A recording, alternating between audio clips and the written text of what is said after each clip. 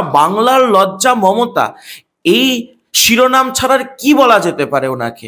মমতা বন্দ্যোপাধ্যায়ের সরকার, মমতা বন্দ্যোপাধ্যায়ের প্রশাসন মানুষের নয়, দানবের প্রশাসন হয়ে গেছে, জল্লাদের প্রশাসন হয়ে গেছে। 26 আর কয়েক মাস পর যখন তিনি ক্ষমতাচ্যুত হবেন, ক্ষমতা থেকে সরবেন, কালীঘাটের মানুষ ওনাকে দূর দূর করে তাড়িয়ে দেবে।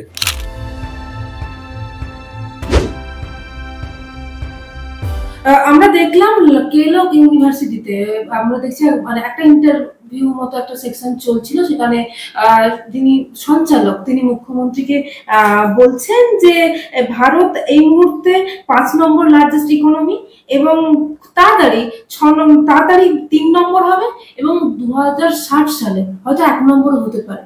সেই প্রশ্নের উত্তরে মুখ্যমন্ত্রী জিজ্ঞেস করছেন কে, তখন সঞ্চালক বলছেন যে ইন্ডিয়া। তো সেক্ষেত্রে মুখ্যমন্ত্রী বলছেন যে আই উইল ডিফার দ্যাট, অর্থাৎ যা বাংলা এই করলাম যে আমি সহমত পোষণ করছি না। কিভাবে দেখছেন বিষয়টা? দেখার কি আছে? আমরা দেখে লজ্জিত, আমরা দেখে কিংকর্তব্য বিমূঢ়, আমরা দেখে লজ্জায় আমাদের মাথা হেট হয়ে যাচ্ছে যে ভারতবর্ষের অর্থনৈতিক প্রগতির প্রশংসা একজন ব্রিটিশ সাংবাদিক বা একজন ব্রিটিশ নাগরিক করছে। 190 বছর ধরে ভারতের বুকে ঔপনিবেশিক স্বায়ত্ত শাসন চালিয়ে তারা আজকের দিনে দাঁড়িয়ে পশ্চিমবঙ্গ তথা ভারতবর্ষের একজন নাগরিককে বলছেন গর্বের সাথে যে আপনারা তো পৃথিবীর 1 নম্বর অর্থনীতি হয়ে উঠবেন, আর সেই সময় পশ্চিমবঙ্গের মাননীয় মুখ্যমন্ত্রী বলছেন আমি এটা বিশ্বাস করি না। আমরা লজ্জিত যে উনি একজন ভারতীয়, ওনার ভারতীয় পরিচয় আমরা লজ্জিত।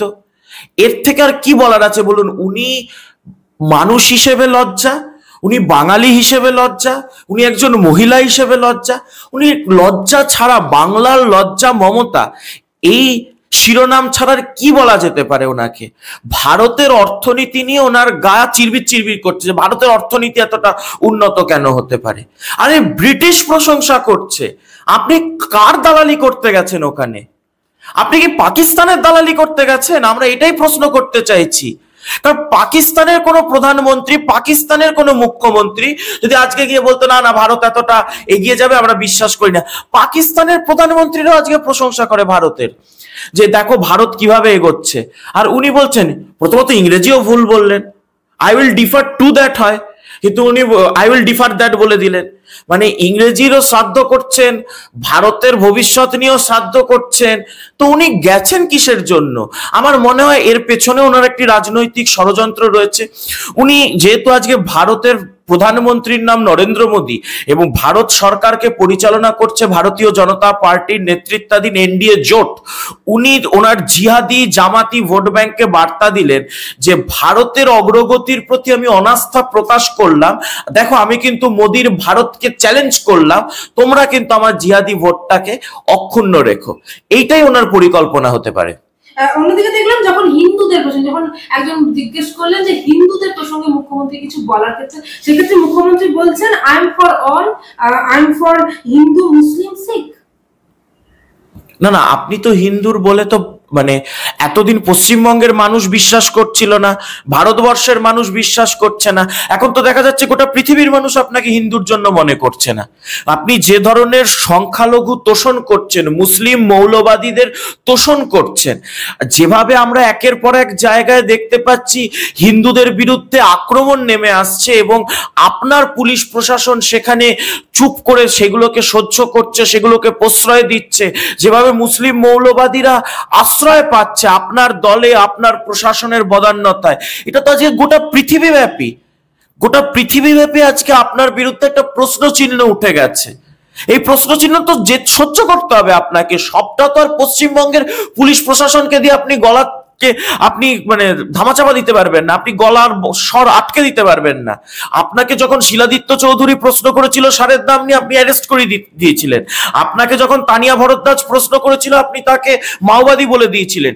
টুম্পা কয়েল, মৌসুমী কয়েল যখন আপনার বিরুদ্ধে আওয়াজ তুলেছিল, আপনি তাদেরকে মাওবাদী, সমাজ বিরোধী বলে দিয়েছিলেন। সবটা তো আপনার স্বৈরাচারের জায়গির হতে পারে না। আপনি গেছেন লন্ডনে, আপনি লন্ডনে গিয়ে আজকে যা হয়েছে কেলগে কেলেঙ্কারি, যেটা হওয়ার সেটাই হয়েছে।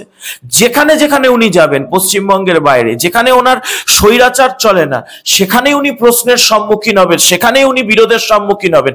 কারণ উনি একজন নৈরাজ্যবাদী শাসক, উনি একজন তুঘলকি শাসক, এবং এই তুঘলকি শাসকের বিরুদ্ধে পৃথিবীর যে প্রান্তে শুভবুদ্ধি সম্পন্ন মানুষ, মান আর হুঁশযুক্ত সজীব সত্তা রয়েছে, তারা ওনাকে প্রশ্ন করবে, এটা সহ্য করতে হবে। সবটা কি আপনার ওই ওই কিছু ওই পোষা বুদ্ধিজীবী মনে করেছেন? এখান থেকে তো নিয়ে গেছিলেন চেয়ার ভাড়া করে হাততালি দেওয়ানোর জন্য, শ্রেয়া পান্ডে থেকে শুরু করে সমস্ত কিছু কিছু দেখলাম সাংবাদিক, যারা সাংবাদিক নামের কলঙ্ক, তাদেরকেও নিয়ে চলে গেছিলেন, যা হাততালি দেবে তারা, বাহবা দেবে তারা, ভালো ভালো কথা লিখবে তারা, তারা লিখেওছে। এরকম মুখ কালো করার পর, বাংলা তথা দেশের মুখ কালো করার পর, এক শ্রেণীর চাটুকার তাবেদার সংবাদ মাধ্যম প্রশংসা করছে, ফাটিয়ে দিলেন মমতা, এই করলেন মমতা। লজ্জা লাগে না তাদের? মানে তারা বাঙালি হিসেবে কি এখনো লজ্জিত নয়, নাকি তাবেদার হিসেবে তাদের মানে মেরুদণ্ডটা বিক্রি হয়ে রয়েছে? প্রশ্ন রইল। আর বিদেশের মাটিতে একেবারে যখন কেলক কলেজে একেবারে যে বাঙালিরা বা যারা ভারতীয়, তারাও তো একেবারে বিক্ষোভ দেখালেন মুখ্যমন্ত্রী অভয়া। সেই প্রসঙ্গে যখন মুখ্যমন্ত্রীকে বলা হয়, তখন তিনি বলছেন যে এটা সাবজুডিস বিষয়টা, এবং সেন্ট্রাল গভর্নমেন্ট এটা নিয়ে নিয়েছে, এবং সেই সঙ্গে বলেন এর সঙ্গে আমরা নেই। 4 দিনে তথ্য প্রমাণ লোপাট করলো কে? প্রায় 100 ঘন্টা যখন রাজ্য পুলিশের হাতে ছিল, তখন তথ্য প্রমাণ লোপাট করলো কে? এই প্রশ্নের সদুত্তর মমতা বন্দ্যোপাধ্যায় দিন। মমতা বন্দ্যোপাধ্যায় নির্দেশে, মমতা বন্দ্যোপাধ্যায়ের ষড়যন্ত্রে তথ্য প্রমাণ লোপাট হয়েছে। তাই কলকাতা পুলিশের হাত থেকে হাইকোর্ট এবং সুপ্রিম কোর্ট এই তদন্তভার সিবিআই কে দিয়েছিল। মমতা বন্দ্যোপাধ্যায়ের পুলিশ প্রশাসনের হাতে থাকলে এতদিনে সঞ্জয় রায় ছাড়া পেয়ে যেত। মমতা, আমরা তো দেখেছি কামদুনি থেকে একাধিক ঘটনা, পার্ক স্ট্রিট থেকে, কাটোয়ার থেকে যারা ধর্ষক তারা ছাড়া পেয়ে গেছে প্রমাণের অভাবে। আজকে শুধু অভয়া তো নয়, অভয়া পশ্চিমবঙ্গের 48,900 ধর্ষিতার প্রতিনিধি। অভয়া সে কেবল একটি নাম নয়, যে 48,000 মহিলা যারা পশ্চিমবঙ্গের বুকে তৃণমূল কংগ্রেসের আমলে ধর্ষণের শিকার হয়েছে কিন্তু বিচার পায়নি, সেই 48,000 ধর্ষণের ঘটনা যে বিচার দিতে পারেনি, বিচারহীন রেখেছে, সেই স্বৈরাচারীর নাম তো মমতা বন্দ্যোপাধ্যায়। আপনি বড় বড় ডায়লগ দিতে গেছেন নারী মুক্তি, নারী চেতনা, নারী স্বাধীনতা নিয়ে। একটা আমি বলছি তো, আপনি কি করেছেন? আজকের দিনে বাল্য বিবাহ যখন গোটা দেশে তার হার কমছে, বাংলায় বাড়ছে, গোটা দেশের মধ্যে বাল্য বিবাহে আজকে আমরা দ্বিতীয়। আপনি কিসের কন্যাশ্রীর বিজ্ঞাপন দেন? কিসের আপনি রূপশ্রী যুবশ্রীর বিজ্ঞাপন দেন? একজন চূড়ান্ত ব্যর্থ প্রশাসক। এবং এই অভয়ার আপনাকে তাড়া করবে মাননীয়া, আপনার জীবনের শেষ বিন্দু পর্যন্ত এই অভয়ার নাম আপনার পেছনে তাড়া করবে। যদি ন্যূনতম মানবিকতা বোধ থাকে, মমত্ব বোধ থাকে, তাহলে পদত্যাগ করুন, এই দায় স্বীকার করে পদত্যাগ করুন। যদিও আপনি পদত্যাগ করবেন না জানি, যতদিন না বাংলার মানুষ গণতান্ত্রিক ভাবে আপনাকে টেনে হিচড়ে নবান্ন থেকে না নামাবে, আপনি পদত্যাগ করবেন না। কিন্তু এই অভয়ার কথা আপনাকে শুনতে হবে, কারণ যে অপরাধ, যে সংগঠিত খুন ধর্ষণ রাজ্যের প্রশাসনের দ্বারা হয়েছে, এবং তারপর যেভাবে সংগঠিত তথ্য প্রমাণ লোপাট হয়েছে, এর থেকে আপনি নিস্তার পাবেন না। বিভিন্ন বিষয় নিয়ে যেভাবে ইংল্যান্ড নিবাসী বাঙালিরা একেবারে ওনার বিরুদ্ধে একেবারে বিক্ষোভ দেখালেন, যেমন ভোট পরবর্তী হিংসা, এই সমস্ত বিষয় নিয়ে যেভাবে যারা ইংল্যান্ড নিবাসী বাঙালিরা তারা তো বিক্ষোভ দেখালেন ওনাকে। সর্বত্র তো বিক্ষোভ চলছে। ইংল্যান্ডের কথা আপনি বলছেন, ইংল্যান্ডের কথা আমরা দেখেছি, বাংলায় বিক্ষোভ, বাংলায় তো বিক্ষোভ চলছে। ইংল্যান্ডের মাটি নয়, যে মাটিতে মানুষ আছে সেই মাটিতেই বিক্ষোভ হবে। কারণ মমতা বন্দ্যোপাধ্যায়ের সরকার, মমতা বন্দ্যোপাধ্যায়ের প্রশাসন মানুষের নয়, দানবের প্রশাসন হয়ে গেছে, জল্লাদের প্রশাসন হয়ে গেছে।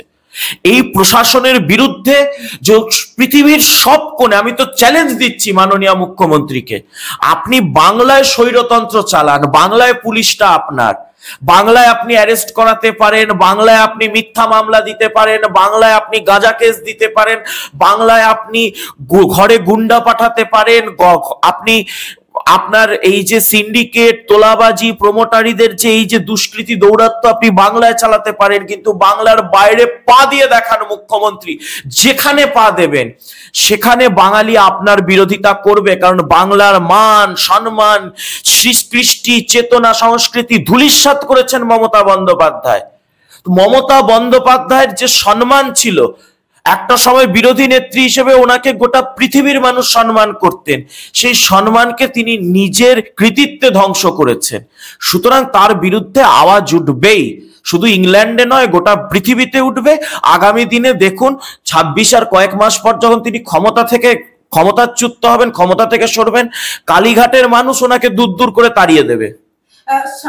মানে এই ভারতে ব্রিটিশ শাসন নিয়ে মন্তব্যগুলো, যে মন্তব্যগুলো মুখ্যমন্ত্রী করলেন লন্ডনে গিয়ে, কিন্তু দেখছেন ওনার কিন্তু বলেন ওনার বাবা নাকি স্বাধীনতা সংগ্রামী ছিলেন। দেখুন, উনি হাজার হোক আমার রাজ্যের মুখ্যমন্ত্রী তো, কিন্তু ওনার মন্তব্য শুনে আমার মনে হচ্ছে আমার রাজ্যের মুখ্যমন্ত্রী নয়, কোনো দেশদ্রোহী এই কথা বলছে। উনি বললেন ব্রিটিশ রাজের প্রতি কৃতজ্ঞ। আমি প্রশ্ন করতে চাই, আপনি কার হয়ে কৃতজ্ঞতা প্রকাশ করছেন? নেতাজি সুভাষচন্দ্র বসুর হয়ে, প্রফুল্ল চাকির হয়ে, ক্ষুদিরাম বসুর হয়ে, বিনয় বাদল দীনেশের হয়ে, বাঘা যতীনের হয়ে?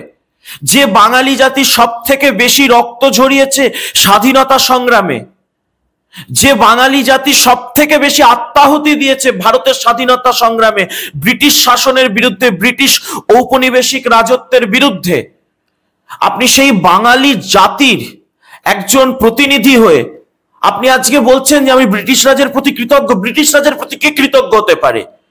কোন পাকিস্তানি ব্রিটিশ রাজের প্রতি কৃতজ্ঞ হতে পারে? কারণ ব্রিটিশ রাজ একটা পাকিস্তান রাষ্ট্রের মতো একটা জঙ্গি রাষ্ট্রের জন্ম দিয়ে গেছে।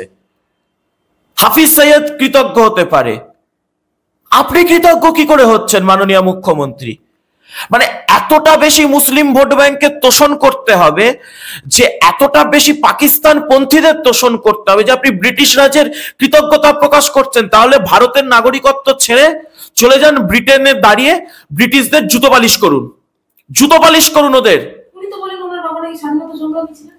তাহলে তো বলবো ওনার গলায় দড়ি দিয়ে আত্মহত্যা করা উচিত। ওনার বাবা যদি জীবিত থাকতেন তাহলে ওনাকে হয়তো আর কালীঘাটে ফিরতে দিতেন না, বলতে থাক তুই ওই ওই লন্ডনেই থাক, ওখানে বসেই জুতো পালিশ কর। যদি স্বাধীনতা সংগ্রামীর রক্ত ওনার শিরায় ধমনীতে প্রবাহিত হয়, তাহলে উনি এই কথা কি করে বললেন? এই কথা দেশদ্রোহিতার শামিল। আমার বাঙালি জাতি, আমার বাঙালি রক্ত সব থেকে বেশি মানে আত্মাহুতি দিয়েছে স্বাধীনতার সংগ্রামে, দেশমাতৃকাকে স্বাধীনতা এনে দিতে, ভারত মাতাকে স্বাধীন করতে আমার বাঙালি সব থেকে বেশি রক্ত ঝরিয়েছে। সেই বাঙালি জাতির মান সম্মান ধুলোয় মিশিয়ে দিলেন। কি বার্তা গেল আজকে ব্রিটেনের মাটিতে দাঁড়িয়ে? যে যাদেরকে দাস বানিয়ে রেখেছিলাম 200 বছর, তারা এসে আজকে কৃতজ্ঞতা ব্যক্ত করছে। মুখ্যমন্ত্রী, মানুষ হিসেবে আপনি লজ্জা, ভারতীয় হিসেবে আপনি লজ্জা।